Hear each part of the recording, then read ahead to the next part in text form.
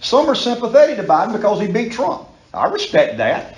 But nobody believes that Biden is this altruistic public servant who historically has not cashed in on his name or allowed his family to cash in. I want to talk about things that are relevant to our lives that we may not be as aware of as we should be. I'll give an example, and then we'll talk a little bit about this. And I'll take questions on whatever you guys want to talk about. And if I don't know, I can make you think I do. I've been talking to members of the State House probably for the past 6 months about reapportionment, redistricting. South Carolina's got a dilemma on its hand that will affect all of us in this room, whether we like it or not. It's going to have I would argue, an adverse effect on our lives, our city, the county, the area. And it's redistricting based on a lawsuit called Sims versus Reynolds. Anybody know what Sims versus Reynolds is? Sims versus Reynolds was a lawsuit in 1964 that said states cannot delegate their senates per county line. Florence had a senator. Darlington had a senator. Lee County had a senator. Greenville County had a senator. And in 1964, excuse me? I thought that was Baker versus Carr. No, that's Sims versus Reynolds in 1964. And they basically referred to the 14th Amendment, the Equal Protection Clause. You can't allocate political power based on acreage or trees or do I like this person or not. You had to appropriate representation in state governments based on population. Now, it didn't apply to the federal government because they're a federal republic. We're what they call a unitary republic. If you think about it, Reynolds versus Sims said states can't do it, but the federal government can. How many senators does Wyoming have? How many senators does New York have? Yeah, we know that. So they kept the federal way of governance, the bicameral way we govern, the two houses, two branches of that's not two branches, two houses of the legislative branch. But when that court decided that the 14th Amendment Equal Protection Clause allowed for one man, one vote, that's the theory behind what we're talking about. It led to a very disproportional way of which we have our political representation. Here's the problem in South Carolina. Here's why I'm concerned about it as a guy who grew up in the PD. Greenville, Charleston, and Horry County are the fastest three growing counties in our state. 50% of all the population growth in America is going to be in counties that touch an ocean. I don't know how many of you are familiar with Horry County. It's crazy. It's absurd. There's many people dying in Horry County as being born, but it's net 48 population growth per day, in migration. People didn't grow up here. People are moving there. Think about that, guys. As many people are dying as born, and they're adding 48 new people a day in Horry County. They didn't grow up here. God bless them. Come to South Carolina. Bring your retirement accounts. Bring your way of life. Bring your whatever it is you bring. Don't bring that blue state mentality as far as I'm concerned. But I'm not speaking to the GOP. I'm speaking to the Lions Club. Got to be careful there. But Charleston County, Greenville County, and Horry County constitute 1.8 million of the 5.1 million people that live in our state. Think about this, guys. We are the fourth or fifth fastest growing state in America. 26 or 46 counties lost population in the last 10 years. Kind of stew on that for a second. We have 46 counties. 26 of the 46 counties in the fourth or fifth fastest growing state in America had a decline in population. Florence is the 13th most populated county in South Carolina. Take the 13th most populated county in South Carolina and go all the way to 46. There's about 1.6 million people. I just told you in those three counties it's 1.7 or 8 million people. So there are more people in those three counties than are from Florence all the way to the 46th. I think Saluda County, maybe the 46th most populated county. Why does that matter? Why do we care where people move and where they live? Because we allocate political representation based on how many people live there as a result of Sims versus Reynolds. And Horry County is going to have, probably in the 2030 census, 550,000 people. And if a Senate district has 111,000 per, they're going to end up with about 5 or 6 senators. Charleston County is going to be the same thing. 40% of our Senate are going to be from Horry, Charleston, or Greenville County. That's bad for us. That's bad. When Does a senator from Charleston County have an obligation to the state? Yeah. How many of us vote for a senator in Charleston County? I ran for office. I know where my priorities are. You know what it is? The people that elect me again. So if I'm in Horry County, if I'm one of 5 senators in Horry, one of 5 senators in Charleston, one of 5 senators in Greenville, I love the PD. I got no problem with the PD. But you know what I'm voting for? I'm voting for things that are good for those counties. And we're going to create a dilemma. I tried to research this to see if we are that unique. We are unique because we've got an ocean. And for whatever reason, people are infatuated with living near the coast. Greenville's done a phenomenal job with Michelin and BMW and some of the corporate interests there. But I am deeply concerned by what I see coming our way if we don't address it in some meaningful fashion. I'm not the guy that knows how to change the Constitution. I mean, you got to amend the amendment and all these 2/3 of the body, and then a state convention or convention of the states has to happen. It's going to get real complicated. But we better be aware that we are going to create a state that the political horsepower resides in 3 or 4 counties. And that's going to be devastating to the PD. We're already struggling. I grew up in rural America. I'm from Pamplico, town with no stoplight, on the way to the beach. 75% of rural counties in America, guess who the largest employer in those counties are? School district. 75% of all the counties in America that are categorized as rural, the school district has the most employees. Now I can go down the road of NAFTA. I can go down the road of the changing of the agrarian economy. I mean, I've got a lot of real strong feelings about that. But we're losing. I like to try to argue that this is coastal versus the rest of us. It's probably more rural versus urban. We've had an urbanization of America. There aren't employment opportunities in rural America any longer. There's just not a lot to do there. When I think of globalism, and there's a legitimate debate to be had about globalism, when I think of America first, I'll try to bring Trump into this for a second, because he's the most interesting political figure in America. Trump represented a movement that was based upon, now some of it is a devotion to a single man. There's no doubt about this. I mean, we've talked a lot about it. I've seen polling. Some of the Trump supporters are Trump supporters. They like him because he raises hell, and he puts his finger in the eye of the establishment, and he pounds the podium, and they can't do that and be heard. So somebody does it on their behalf, and there's a relatability. It's a devotion. Trump doesn't have a base. I mean, when I ran for office, I had a base. Trump has a following. I've never seen anything like it.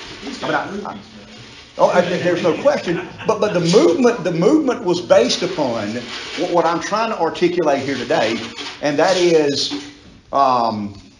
let's imagine that the 3 plants that employed half the town moved to China, India, and Malaysia. 60% of the people under the age of 50 are on meth and opioids. That's what's happened in rural America. The plight of rural America is hopeless. It's hollow. It's shallow. It's been decimated by trade policies, and the PD is a victim of that. Florence County, when I got elected to county council in 2004, our millage was worth, 1 meal of tax, ad valorem taxes, was worth $469,000. You know what it is today? It's about $475,000. Horry County was about the same. You know what Horry County is today? $2 million. Charleston's $2 million. We're getting disproportional, and we're getting it further. And look, I'm not advocating for socialist government. I mean, I believe in one man and one vote, but I'm also a pragmatist. And when you look at the Trump movement or the Trump phenomenon, it really began, its genesis or origin is in the plight of rural America. Rural Americans historically have done what? Voted Democrat. I mean, they have. I ran as a Republican in 2004 in a district that had never elected a Republican. I ran as a Republican because I thought I saw where the Democrats were kind of heading, and I couldn't be a part of that. I couldn't associate myself. And I'm respectful of those who do. I'm certainly not insinuating that all Democrats are bad. Liberals scare the daylights out of me. Democrats are certainly not all bad. But the Trump phenomenon is a manifestation of some of these underlying sentiments and conditions that I'm trying to articulate. And we've got to find a way to empower rural America. Now what does that mean? A conservative can't say pick winners and losers. I think a conservative who calls himself a pragmatist has to accept reality as it is and doesn't have the luxury of saying, I'm pure, and I'm an ideologue, and I only believe this, and I only believe that. I went to see Jim DeMint. My father was still alive, and I was politically impressionable. Some of you know, I didn't register to vote when I was 40. The first person I voted for was me. I should be ashamed, but I'm being serious.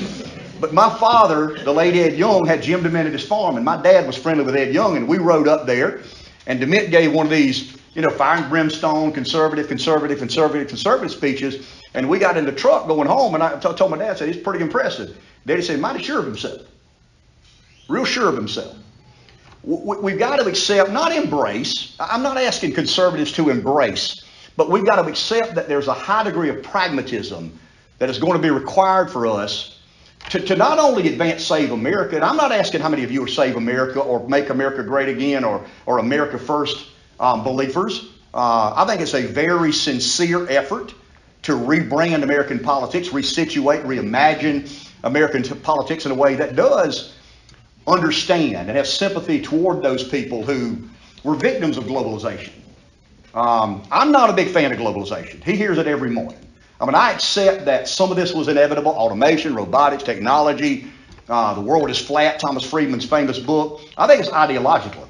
I think that corporate America got to Washington, went to work in Washington in a way that advantaged themselves and not American interest. That's kind of hard for a conservative to say, because what do corporations do? They make a profit, right? Corporations are not here to make the world a better place. We would hope they have some degree of altruism and an understanding of the common good and contribute back to the common good. But at the end of the day, what does Wall Street evaluate corporations on? How much money they make. So if they can make more money in China, they can make more money in Malaysia, they can make more money in India, that's where they're going. But the political class has not been as harmed by the effects of globalization as rural America has. It's been very disproportional. South Carolina grew by 22%. I'm sorry, 12.5%. 12.5% South Carolina grew. The 26 counties I'm talking about had a 5% decline in growth. It's centralized growth. It's in South, but it's happening all over the country. Rural America is being hollowed out. The America First message is empowering the working class. Let's find, in other words, why are we so nervous about Ukraine and Russia? I can tell you why I'm nervous, because it cost me $30 more to fill my truck up with gas than it did. I don't have a kid that age. I'm concerned, but I'm not personally affected by that. But we've got to, and rural America allowed for this, and I'm a big cheerleader for rural America. I don't apologize for this. Rural America provided facets of the economy that we thought was a bit beneath us. Sweat of the brow, dirt under the fingernail, a hard day's work and a hard day's pay. I go back to a poster that was in a guidance counselor's office at Hannah-Pamplico High School. And I've told this story 100 times, and I think it's very appropriate. The poster on the wall in the guidance counselor's office at Hannah-Pamplico said, work smart, not hard. And academia and intelligentsia, and to some degree, the political elites have tried to disassociate hard work from success. And we're never going to do that. And the people that were, I don't want to say taken advantage of, that's unfair. The people that were dislocated and whose livelihoods were decimated didn't live in Manhattan, didn't live in Los Angeles, didn't live in Pawleys Island.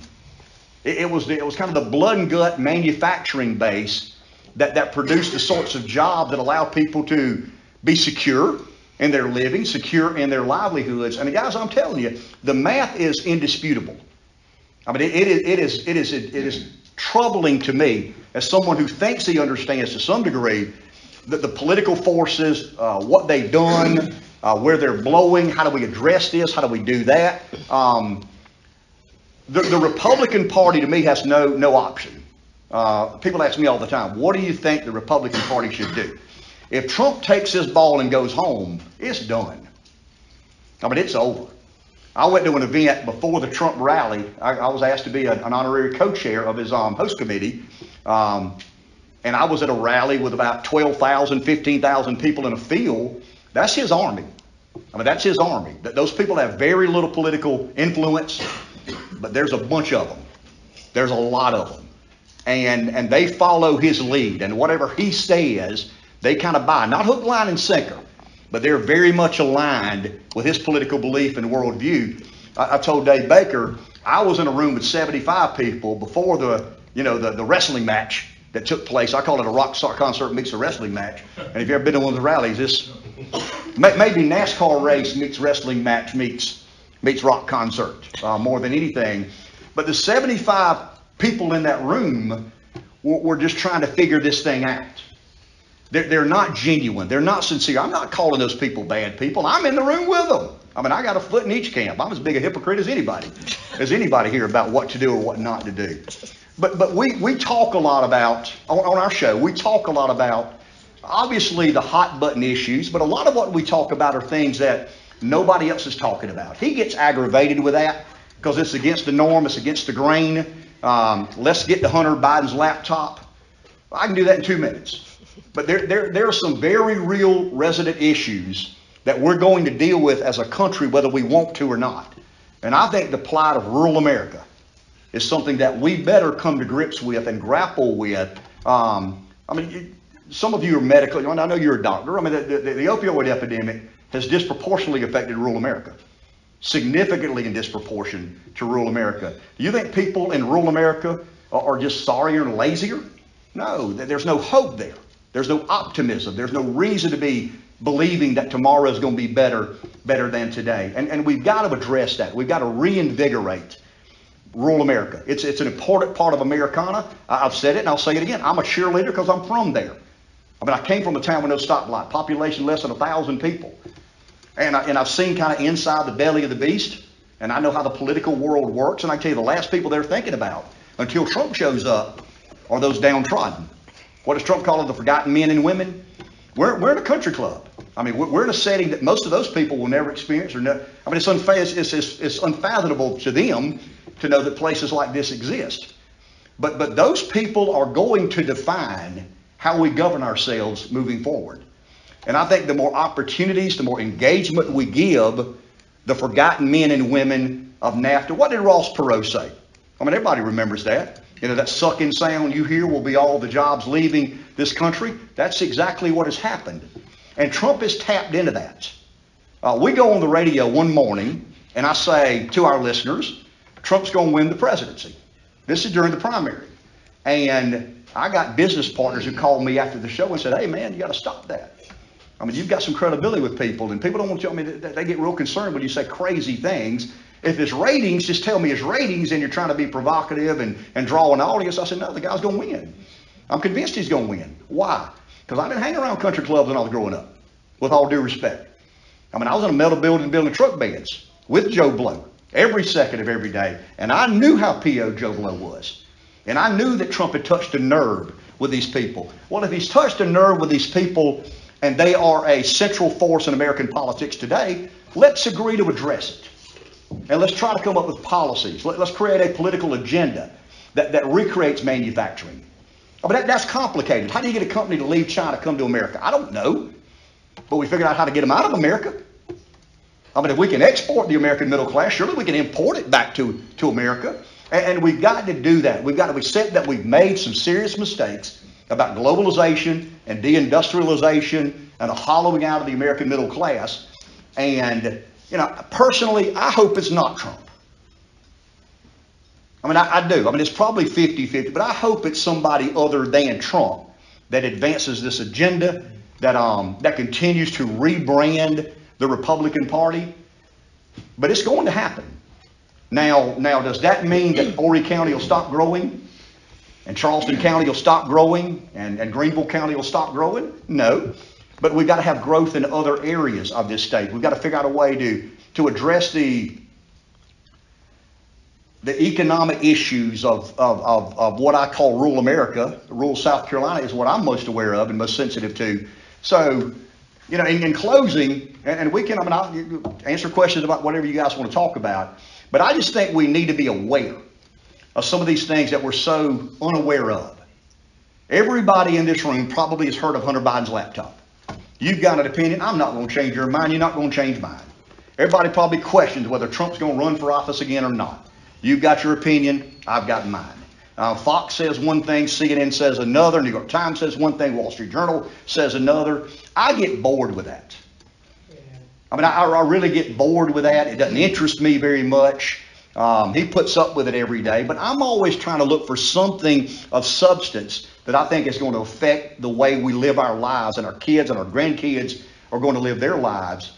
And as a product of rural America, it breaks my heart. I mean, it does. It breaks my heart to go to my hometown and see the house of the former superintendent of the school district, and weeds are growing up the side. Nobody's lived there in 3 years. It breaks my heart to hear two of my high school roommates or two of my high school teammates in football, one's dead of an opioid addiction, the other's been hooked on meth for 20 years. And that's where we are. And the plight of rural America has to be addressed in some way, shape, or form. Most of you know this. Trump was the wrecking ball, right? I mean, he was the middle finger to the man. I mean, I think Trump's policies were sound. I got a buddy of mine, business guy. A lot of you know him. He says, I can't stand him. I despise him. But I don't know if anything he did I disagree with. From a policy perspective, I don't know anything the guy did that I would look and say I probably would have done it a little bit differently than that. And I'm just hoping, and I guess I'm advocating or cheerleading or propagandizing on behalf of America First.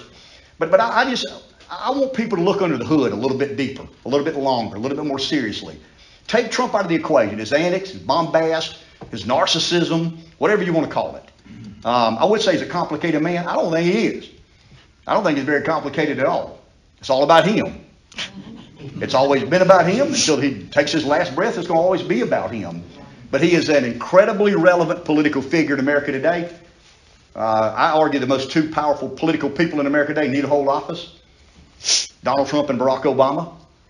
This movement to the left, this not called alerts, but it's elite to the left. This is not Joe Biden's doings. I mean, this is Barack Obama, the Obama acolytes.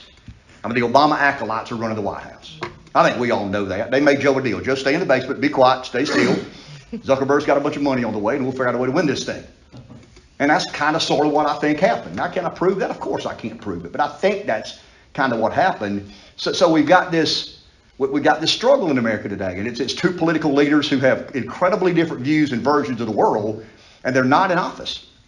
They're not in office, but they're having great influence on our political lives. My interest is fixing things that I perceive to be broken, advocating for solutions to things that I think are problematic.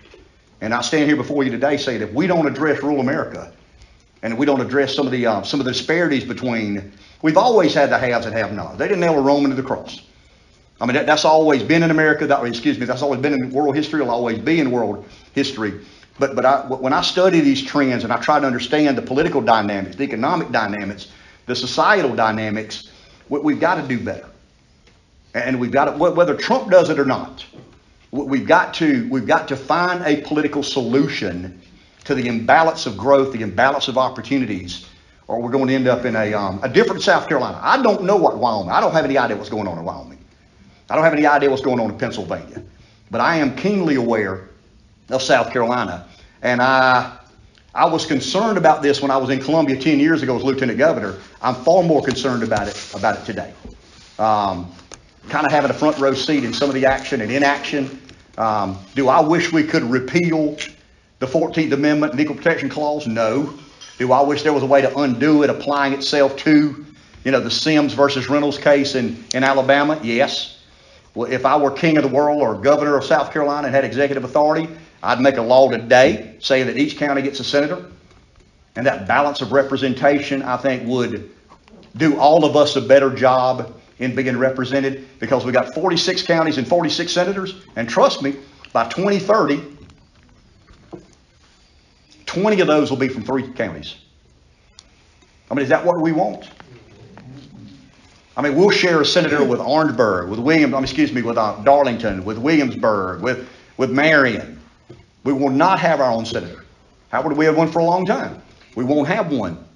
It'll be so watered down, so diluted, that when we need advocating on our behalf, it's going to be real hard to find one. So there, that's kind of, I did tie Trump in there a little bit, some way, somehow. I mean, most times when I do this, he's still the most interesting and curious figure in politics. And I'll say this, without dropping names or sounding like an insider, when you meet him in a private setting, he's not the most narcissistic human being in the history of mankind. He's a very normal, reasoned, measured person. But when they open those doors, it's Ric Flair. And it's hilarious. I mean, to me, it's an exercise in human nature. You know, what do we react to? How do we respond to certain? And he knows that better than anybody. But I'll tell you, yes, sir. Well, a couple questions. First of all, is he really in tune with the plight of rural America, or is he saying it for the showmanship and the applause? And then who, since you're on, I view you as being sort of on the inside, at least, you know who's. I'm an outsider. But who's championing this movement other than you? J.D. Vance is part of the best champion we have. Anybody know J.D. Vance? J.D.'s a Senate candidate in Ohio. He's an America Firster. J.D. grew up in Appalachia, went off to Yale, South Carolina. Because remember, you're South Carolina. Yeah, well, I mean, it's you got to start here at home. Well, I mean, I would argue, God, this sounds egotistical. I'm probably the loudest voice when it comes to that sort of talk. I mean, I try to talk to senators. They listen, but you see, I'm a pundit. I'm not an elected official anymore. I don't answer the voter. I can say a lot of things they can't say. You know what I mean? I can behave a lot of ways they can't behave. But the champion of the movement is going to have to be bigger than a state. I mean, Governor McMaster is not going to be the guy. You know what I mean? That all of a sudden builds a career, stakes a career. And Henry's a career politician. I like Henry, but he's a career politician. Henry's not going to stand there tomorrow and say, you know, here are the ills of rural America.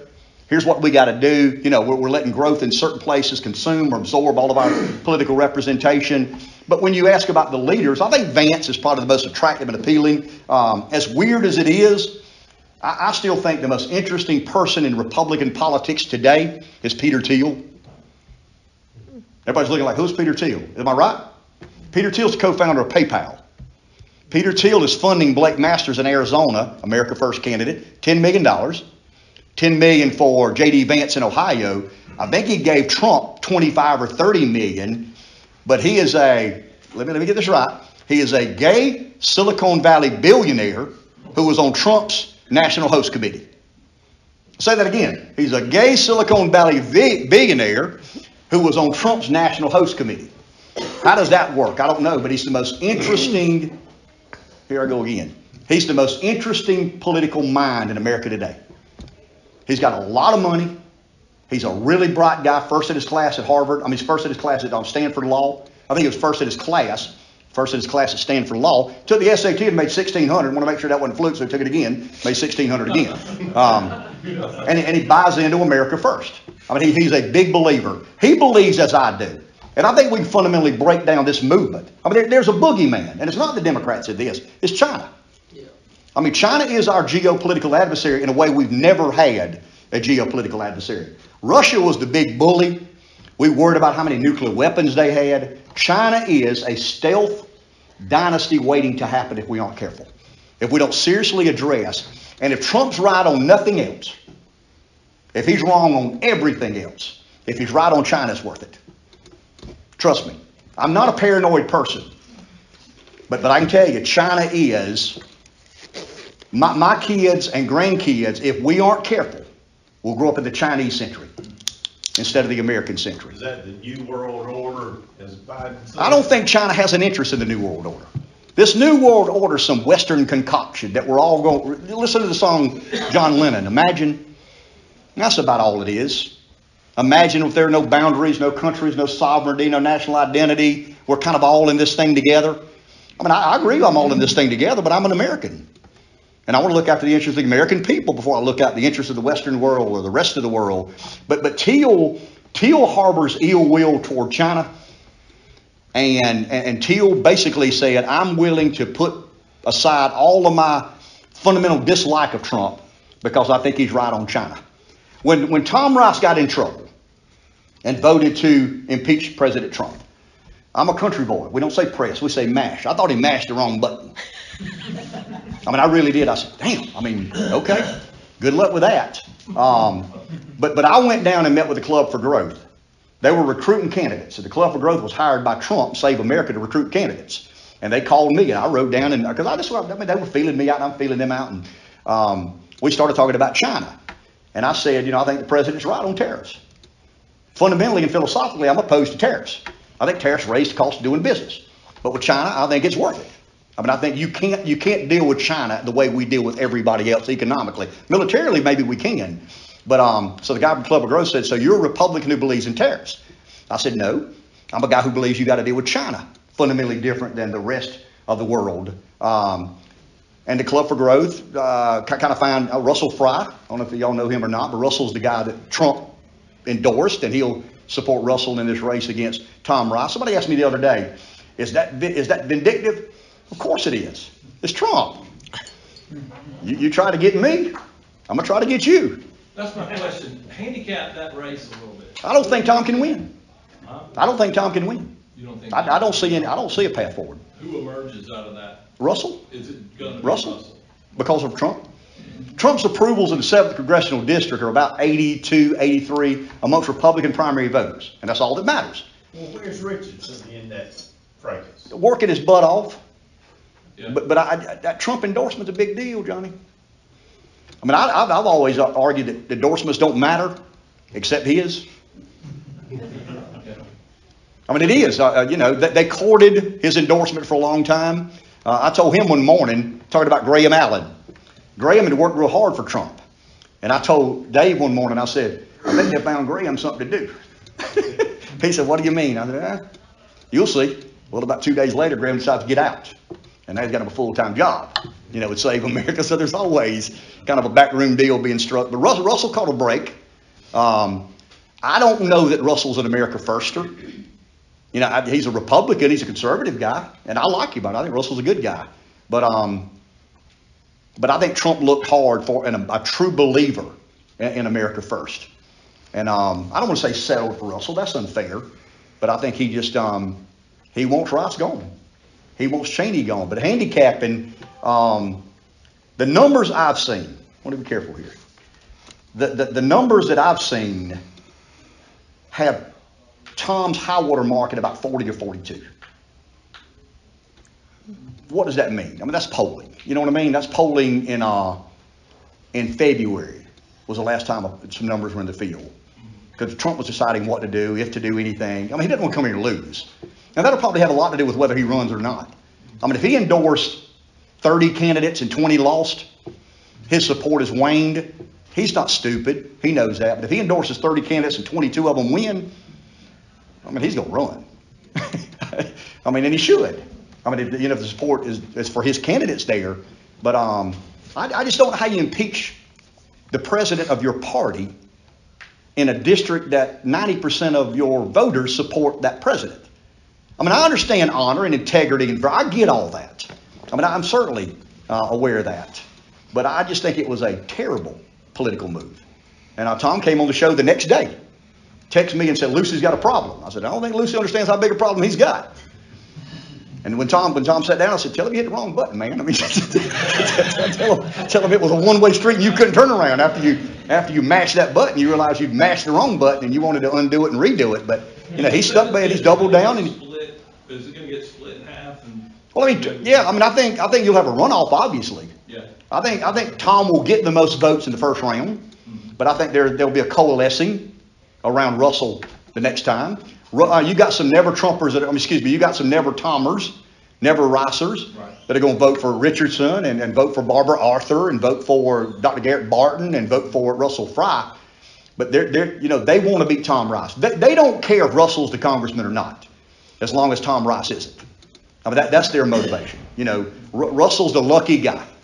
And he called a break when they found Garrett Barton something to do. When they found Graham Allen something to do. Anybody else? What does Vance do in his race, this crowded field up there? He was behind 10 or 12, but he had a good debate. He had a good debate because he stayed out of the way and let the other two make fools of themselves. I mean, they were arguing about who's been in the National Guard longer. When candidates start arguing about bravery in the National Guard, you know, well, I've been in the National Guard 5 years. Well, I've been 7 or 8 years. And they get arguing about, I mean, it got real heated. It got contested. They got face to face. And JD's just kind of standing back. And JD has something that you can't replace. He's got $10 million in the bank. I mean, Peter Thiel, you know, put $10 million in the Political Action Committee, and they've not really released much of that money yet. They beat up on JD because he said some things about Trump early on that were accurate, but the Trump world doesn't like it. They called him a narcissist. I mean, how many believes he's a narcissist? I do. They called him a jerk. Okay. Called him a bombastic New Yorker, loudmouth. I mean, all that's true. But I think he was a highly effective president. I think he's awesome. Huh? I think he's well, awesome. I'm with you. How many people were at that rally at the airport? I would say between 10 and 15,000. Really? Yeah. Oh, yeah. No question. My daughter wanted to go. I didn't want to go. I don't go to those things anymore. You're asking me a second ago what I do. I go home, man. I go to the gym and I go home. But she wanted to go. We get out of the car and walk 50 feet. She says, my daughter's a freshman at Carolina, Dartmouth School of Business. And she said, hey, Dad, does he know what he's doing? Because it's like a festival. I can't express or explain. You went. I mean, it's the craziest thing you've ever been a part of in your life. It's like, I mean, I've been to a bunch of NASCAR races. I remember some of them. And when you're walking through that crowd, it's like, where is Cale Yarborough? You know, where is Chase Elliott? Where's Jeff Gordon? It's the craziest thing you'd ever be a part of in your life. That's his army. Now the 75 people in that airplane hangar that I was privileged to be a part of, that's not his army. They're trying to play him and he's trying to play them. I mean, that's the way that world works. I mean, you know, they want Trump for something and he wants them for it. They don't like him and he don't really like them. I think I heard on the national media that there were several hundred. Oh, my Lord. See, and I was trying to find out exactly. Well, I was tired of walking. From my car to the hangar, I was tired, and walking back, you said... I was, of course, I was behind Agri Supply, and I probably about a mile and a half walk back afterwards where we parked on the other side of the far runway. So I think we were closer to Memorial Stadium than we were where the rally was. And I was out in the crowd, 10 to 15,000 people easy, and it was miserable because of the cold. I bet you it was. I was in so much pain, but it was worth it. It was a lot of fun. It's like going to a circus. You know, he's giving remarks to, and the room's probably twice as big, and there's a group standing around. Everybody thinks they're more important than everybody else, and I guess I'm one of those. And Trump starts talking, and all of a sudden he says, and I quote, you know, when I was president, we had the cleanest water ever recorded on record. What the hell does that mean? We had the cleanest water ever recorded on record. Verbatim, that's what he said. My daughter looks at me and I'm going like, Did he say he liked maybe our we water? did. Huh? Did he say he liked our water better? Oh yeah, he loves our water. The best water? He loved our beaches. We have beautiful beaches and spectacular churches. Yep. Yeah, folks have more money down here than I thought. I mean, that's what he said. More rich people down here than I thought. It's off the cuff. And people in politics today are searching for authenticity. They may not like the guy, but they think he's who he says he is. You know, and if he, I mean, how many people call one of the most dangerous political leaders in the world Little Rocket Man? Remember that? I mean, he said, think about this now. If I say it and I realize I made a mistake, so Trump says Rocket Man. Now, if I say Rocket Man, oh crap, should have said that. But Trump goes Rocket Man, Little Rocket Man. I mean, he instantaneously doubles down, and you're like, dude, you can't say that. He goes up 3 points in the poll. And what's worse is the guy over there who never did anything about it. Well, I mean, Trump says, I don't know this, but he says in that meeting that night, because we're all looking, I don't know what he said. I mean, but he said that he told Putin if he invaded Ukraine, he would obliterate Moscow. Now, we're all looking like, what, you can't do that. I mean, nobody obliterates Moscow. You don't do that. But I think Putin was like, I know I'm crazy, and he may be crazier than I am. And there's great beauty in that, guys. I mean, there is great beauty in being unpredictable. And his whole life, I mean, think about, he's developed real estate in Manhattan. I mean, imagine the payoffs and the rip-offs and the deals nobody saw that he's been associated with. So he's not intimidated nor bothered by any of that. And I'm not bothered by it at all. I mean, Billy knows where I come from. I come from a rough and tumble business world. And the way he talks and the way he acts, I mean, you guys know that. I mean, y'all in the same world. I mean, everybody can talk like that. So when he starts saying things and everybody's like, whoa, I'm going, sound like It's been somebody. important that he told Xi the same thing. If he invaded Taiwan, they'd bomb Beijing. And Xi went back and probably told his diplomatic leaders, he might. He just might. Well, think about this, guys. I've tried to talk about other stuff. What are we talking about? You can't help yourself. You can't, I mean, there's an element within Trump world, and when you say that he's got 40% of the electorate in his pocket, I think it's 60. I just don't think 20% will admit it. They have a social standing, that they have a sphere of influence. They can't let you know how much they like Trump. They like his no nonsense. They like he says what he says and he does what he says, whether you like it or not, whether you disagree with him politically or not. There's something about us, I think it's subconscious, that we want somebody like that.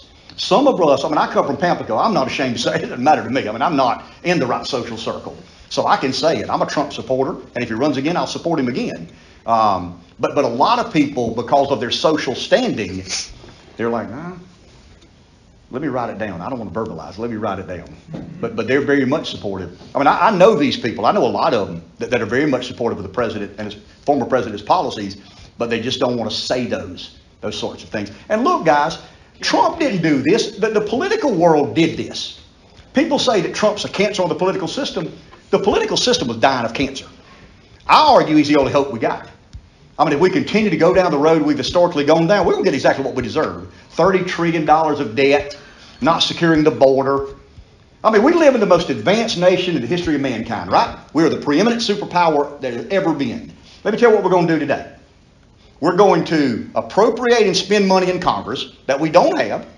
The Fed is going to buy that debt with money they create out of thin air.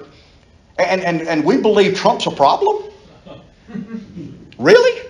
I mean, Trump's the problem. The Congress will appropriate, let's say they appropriate $1 trillion, because that's kind of what they do now. They appropriate $1 trillion for the giggles and kicks. Republicans sign up, Democrats sign up, and $1 trillion gets appropriated. They don't have the money. They issue debt. The Fed buys the debt with money they don't have, but are able to create out of thin air. And Trump's the problem? Really? He's the solution. He's the only hope we've got. And it may not be him, but the changing of the guard in Washington, the changing of the mindset of America's politicians is the only hope we got. It is because the system is so stricken with cancer. I tell people all the time, he's the most unregulated dose of chemotherapy we've ever released